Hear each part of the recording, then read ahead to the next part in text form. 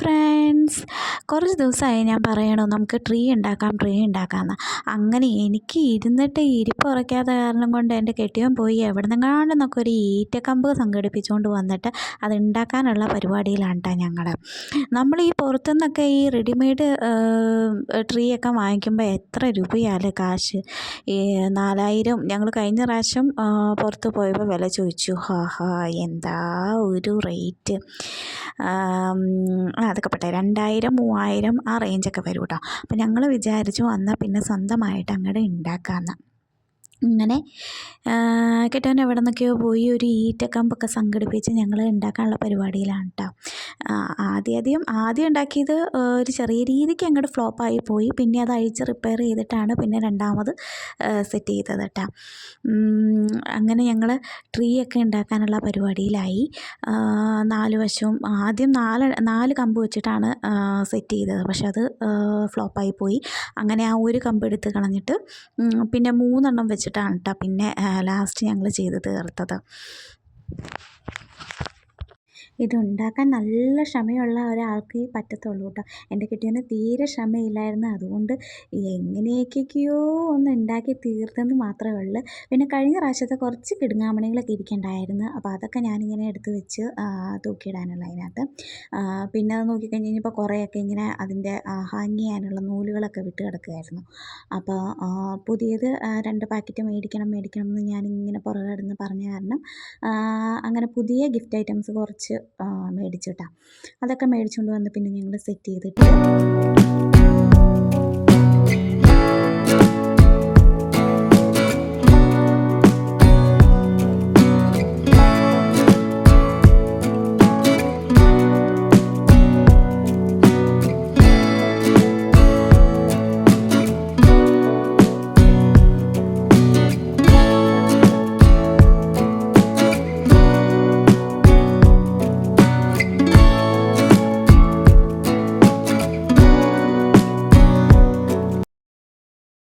പിന്നെ കഴിഞ്ഞ പ്രാവശ്യത്തെ കുറച്ച് ഒരു മാല ബൾബിരിപ്പുണ്ടായിരുന്നു.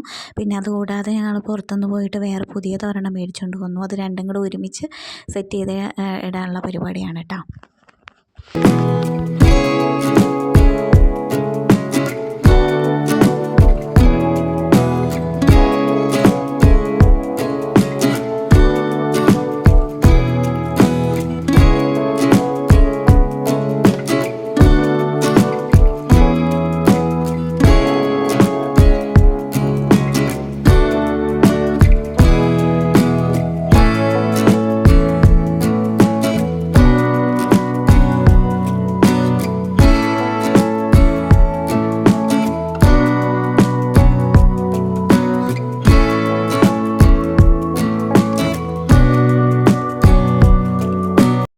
അങ്ങനെ ഞങ്ങൾ മാല ബൾബൊക്കെ 2 എണ്ണവും കൂടെ സെറ്റ് ചെയ്തിട്ടു.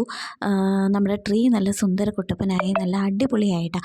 ആദ്യം ഞങ്ങൾ വിചാരിച്ചത് ഉണ്ടാക്കാൻ തീരെ പറ്റത്തില്ല, ഫ്ലോപ്പായി പോയി. കാരണം ഈറ്റ ഇങ്ങനെ കെട്ടും തോറും ഇങ്ങനെ അഴിഞ്ഞ് ലൂസായി വരുമായിരുന്നു. അപ്പോൾ ഞങ്ങൾ വിചാരിച്ചു നടക്കില്ല, ഫ്ലോപ്പായി എന്ന്.